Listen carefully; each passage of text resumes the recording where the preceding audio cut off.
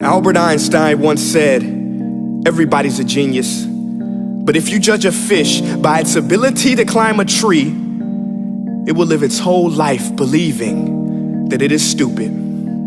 Ladies and gentlemen of the jury, today on trial we have modern day schooling. Glad you could come. Not only does he make fish climb trees, but also makes them climb down and do a 10-mile run. Tell me, school, are you proud of the things you've done? Turning millions of people into robots, do you find that fun? Do you realize how many kids relate to that fish? Swimming upstream in class, never finding their gifts, thinking they are stupid, believing they are useless? Well, the time has come, no more excuses. I call school to the stand and accuse him of killing creativity, individuality, and being intellectually abusive. He's an ancient institution that has outlived his usage. So, Your Honor, this concludes my opening statement, and if I may present the evidence of my case, I will prove it. Proceed. Exhibit A. Here's a modern day phone. Recognize it? Here's a phone from 150 years ago. Big difference, right? Stay with me. Here's a car from today, and here's a car from 150 years ago.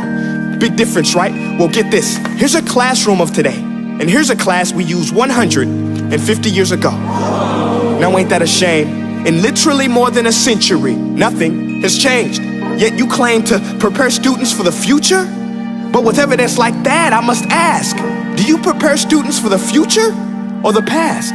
I did a background check on you and let the record show that you were made to train people to work in factories, which explains why you put students in straight rows, nice and neat, tell them sit still, raise your hand if you want to speak, give them a short break to eat, and for 8 hours a day, tell them what to think. Oh, and make them compete to get an A letter which determines product quality, hence grade A of meat. I get it. Back then, times were different. We all have a past. I myself am no Gandhi. But today, we don't need to make robot zombies. The world has progressed. And now we need people who think creatively, innovatively, critically, independently, with the ability to connect. See, every scientist will tell you that no two brains are the same. And every parent with 2 or more children will confirm that claim.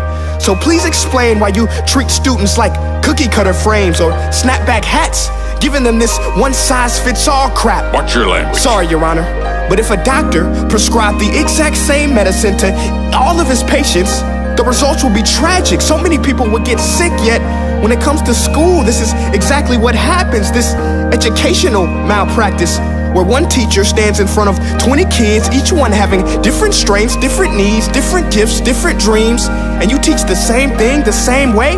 That's horrific.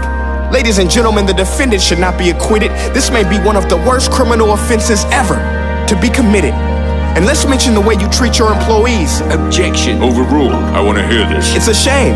I mean, teachers have the most important job on the planet, yet they're underpaid? No wonder so many students are short-changed.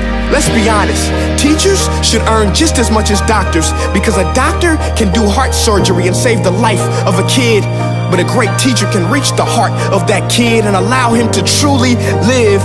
See, teachers are heroes that often get blamed, but they're not the problem.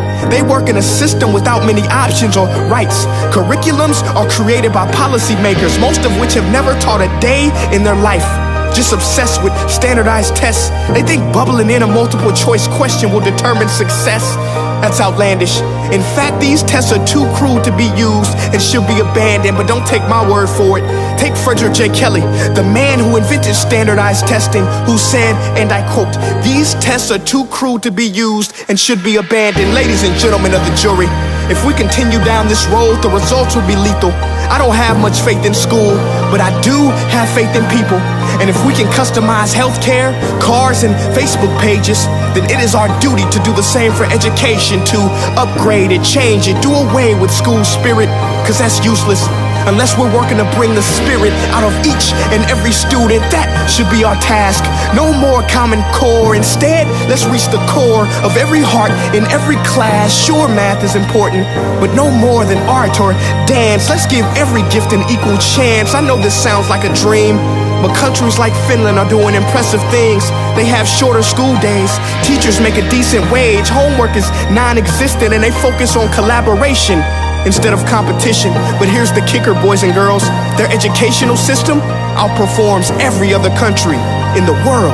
Other places like Singapore are succeeding rapidly. Schools like Montessori, programs like Khan Academy. There is no single solution, but let's get moving.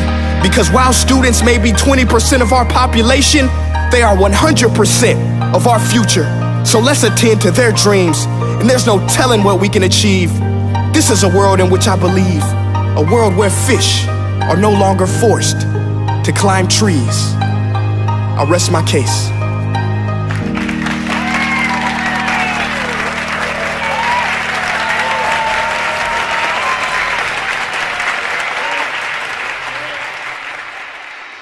Hey guys, my name is Prince EA, and I want to say thank you so much for watching my video. But now, I want to know what you think. How can we together create a more efficient, effective, and just better future of learning? I want you to visit nestday.com/preorderthefuture and share your thoughts and ideas on the topic. Peace.